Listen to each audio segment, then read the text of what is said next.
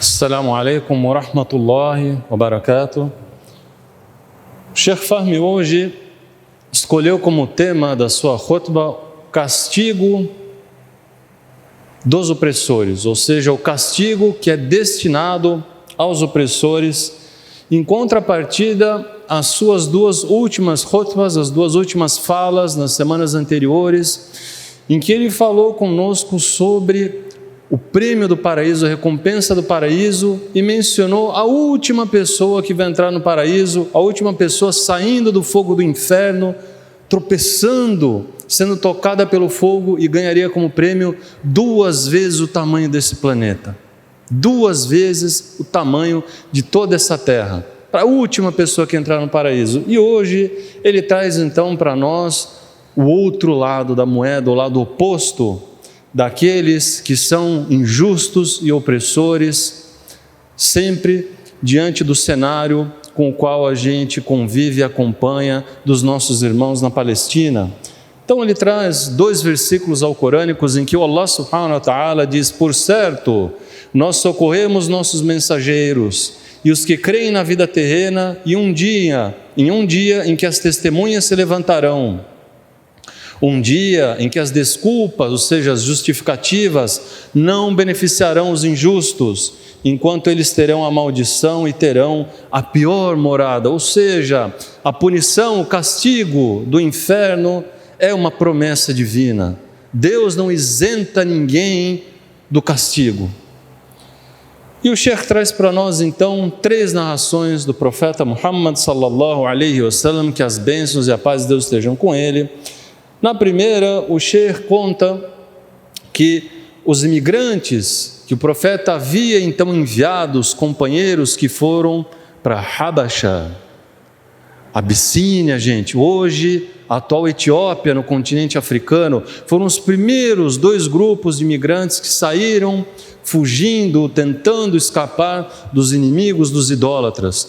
Quando o profeta sallallahu alaihi wasallam e os seus companheiros já haviam então se estabelecido na cidade de Medina, ele convoca então esses irmãos para que retornem à Península Arábica. Quando eles vêm, ele pergunta: o que vocês viram, o que vocês me contam de algo diferente que vocês viram lá na Abissínia? E os jovens falam que de fato se depararam com uma situação muito estranha. Uma senhora bem velha, freira, caminhando, carregando em cima da sua cabeça um vaso de água. Quando ela passa por um grupo de jovens do seu povo, um deles vem com as mãos nas costas dela, empurra essa senhora e ela cai de joelhos, e obviamente o vaso cai da sua cabeça e quebra.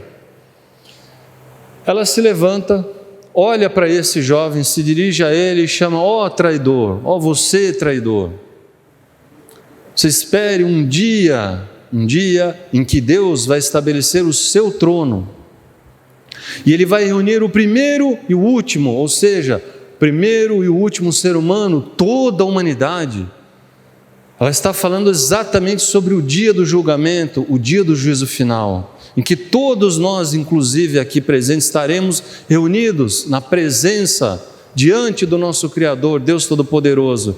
Então, um dia em que todos serão reunidos e as mãos e os pés falarão. E eles vão contar tudo aquilo que você consumiu, tudo aquilo que você pegou sem seu direito. Subhanallah, gente, subhanallah. As mãos e os pés testemunharão contra as pessoas. E ela complementa: e você vai conhecer o seu caso e o meu caso diante de Deus. Ninguém escapa, gente, ninguém escapa. O profeta, quando escutou isso dos jovens, ele falou: ela disse a verdade, ela disse a verdade, de fato, ela falou a verdade. Como pode Deus, ele termina com uma pergunta: como pode Deus purificar um povo dos seus pecados? Em outras palavras, como pode Deus perdoar um povo se esse povo não protege, se esse povo não ajuda, se esse povo não cuida dos seus fracos, dos seus oprimidos contra os fortes? Então o Sheikh alerta para nossa conduta diante da opressão, diante da injustiça. Nós não podemos nos calar, nós não podemos ficar parados. O muçulmano não pode ser daquele que diz, como aquele ditado, aquele dizer aqui do Brasil, ema, ema, ema, cada um com seus problemas. Isso não existe no Islã. O problema dos oprimidos é nosso problema também. A gente não se cala diante da dificuldade dos demais. E olha só que interessante, o Sheikh vem então com uma outra narração, retratando um cenário que poderia ser interpretado favoravelmente à pessoa que aparentemente é mais fraca. Uma senhora chamada Arwa reclamou que um dos companheiros, chamado Said bin Zaid, gente, na história do Islã, quem foi esse irmão? Quem foi esse homem? Ele foi um dos 10, uma das 10 pessoas, um dos 10 muçulmanos, que o profeta Muhammad, que as bênçãos e a paz de Deus estejam com ele, trouxe a notícia, as boas novas do paraíso, ou seja, ele foi uma das 10 pessoas que em vida já sabia que Deus Todo-Poderoso havia determinado para ele a recompensa do paraíso. Imagine algum de nós aqui sabendo que o paraíso já é determinação do Allah subhanahu wa ta'ala, Deus já determinou para o seu paraíso, já está ganho. À toa? Obviamente não, pelo elevado comportamento desse irmão, como um homem virtuoso, e ele estava sendo acusado por uma senhora, coitadinha, ele é um opressor, ele roubou as minhas terras, ele pegou uma parte das minhas terras. Esse caso foi levado a quem? Até o Amir, o líder, Marwan bin al-Hakam. O que o Marwan fez? Tem que ouvir a explicação, tem que ouvir a defesa. Eis que chega então Said fala: como eu poderia pegar as terras dessa senhora depois de ouvir o que disse o nosso querido amado profeta Muhammad sallallahu alaihi wasallam, o mensageiro de Deus?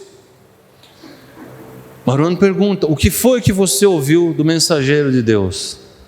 E ele diz: todo aquele que pegar injustamente, que é injustamente, gente, sem o devido direito, seja pela força, seja por documentos que ele vai apresentar no tribunal, seja por falso testemunho, trazendo os seus amigos, testemunhas falsas ou ele próprio mentindo, por qualquer meio que aparentemente siga um ritual de justiça, mas de fato é uma mentira, é uma falsidade.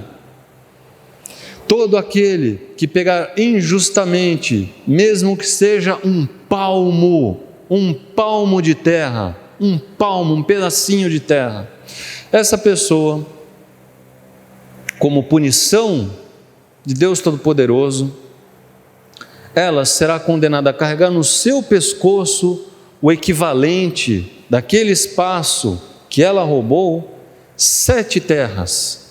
O que são as 7 terras, gente? E a gente vem para mais um dos milagres do Alcorão Sagrado e dos dizeres do nosso profeta Muhammad sallallahu alaihi wasallam, para que ninguém ache que o Islã é uma religião de filosofia, de teoria. Para a nossa geração que vive na era da tecnologia, do conhecimento científico, hoje a ciência prova as 7 terras, as 7 camadas que a gente tem de terra, desde a superfície até o centro da terra. Até o centro da terra, 7 camadas. Então essas 7 camadas de terra, daquele pedacinho, daquele palmo até o centro da terra, pendurados no pescoço da pessoa como punição. E era uma senhora. Se alguém chega, uma senhora, e fala: olha, esse jovem pegou as minhas terras, quantos não vão acreditar? Marwan falou o quê? Para mim isso basta, eu não preciso ouvir de você sair mais nada, isso para mim como evidência, um dizer do profeta é suficiente. Ainda assim, gente, Said abriu mão dessas terras, largou mão, abandonou, deixa, deixa para ela, mas fez um duá, fez uma súplica, pedindo a Deus: ó Deus, se essa mulher estiver mentindo, e ele sabe que é mentira, se ela estiver mentindo, que ela fique cega e morra nessas terras que ela pegou injustamente. O narrador desse hadith, gente, ele relata que tempos depois, de fato, essa senhora perdeu a visão e, caminhando nesse espaço de terra que ela alegou que o Saíd havia retirado ou pegado injustamente, quando na realidade foi ela que roubou, ela caiu dentro do buraco de um poço que havia lá e morreu.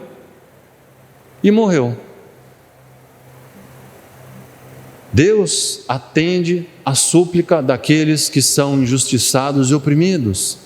E aí o Sheikh fecha com a evidência da terceira narração, o terceiro hadith, o terceiro dito, quando o profeta sallallahu alaihi wasallam alertou, aconselhou o querido Mu'adh antes de enviá-lo ao Iêmen. Ele disse: ó Mu'adh, chamando a atenção dele, tema a invocação, a súplica dos oprimidos, porque entre essa súplica e Deus Todo-Poderoso, ou seja, o atendimento dessa súplica por Deus, não existe separação, não existe proteção, não existe barreira. Aquele que é injustiçado, aquele que é oprimido, quando ele pede, quando ele suplica, Deus atende. E o Sheikh traz, como ele faz toda a khutbah, trazendo um comentário como fruto do seu discurso sobre a realidade dura e triste que os nossos irmãos passam hoje na Palestina. Ele comenta um vídeo que tem circulado na internet, nas redes sociais, em que uma senhora, que segundo ele havia abraçado o Islã há cerca de 6 meses, ela fala sobre um versículo do Alcorão Sagrado, na Surat An-Nisa, 4º capítulo do Alcorão, as mulheres, em que Deus Todo-Poderoso descreve o castigo ao qual Ele condenará os opressores, dizendo: por certo, aos que renegam nossos sinais, os faremos entrar em fogo, e cada vez que suas peles se consumirem, as trocaremos por outras peles para que experimentem o castigo. Por certo, Deus é todo-poderoso, sábio. Imaginem essa senhora como todos os nossos irmãos e irmãs aqui no Brasil que abraçaram o Islã, que eventualmente num momento de suas vidas entenderam que essa é a verdade que o profeta trouxe e declararam, testemunharam a sua fé em um Deus único, Allah subhanahu wa ta'ala. E eles, lendo o Alcorão Sagrado, se deparam com um versículo como esse, e ela disse o quê? Que se fosse há 6 meses atrás, o sentimento dela é de que esse é um versículo pesado, isso é uma afirmação pesada, algo duro, para alguém como ela, que imaginava que todo ser humano é bom, que todo ser humano no fundo, lá dentro do seu íntimo, na sua alma, ele é uma pessoa boa, ela não tem maldade. Ela fala, depois desses 6 meses, vendo como o governo dela patrocina e estimula aquela vergonha que a gente testemunha na Palestina, depois de ver os palestinos morrendo, crianças pequenas morrendo, crianças que ainda não aprenderam nem a falar, nem a andar, gente, bebês recém-nascidos, ela fala, de fato, esse castigo que Deus promete no Alcorão é algo merecido. É algo merecido, que cabe a eles. Isso não é, gente, maldade da nossa parte, nós não estamos desejando mal a ninguém, nós simplesmente contamos com a justiça divina, com a justiça do Criador, só isso. Nós somos o povo da paz, sim, mas uma paz precedida com a condição da justiça, não uma paz de simples palavras. Que Allah subhanahu wa ta'ala ilumine e abençoe o coração e as mentes de todos nós, para que nós também façamos a distinção daquilo que é certo e daquilo que é errado. Wassalamu alaikum wa rahmatullahi wa barakatuh.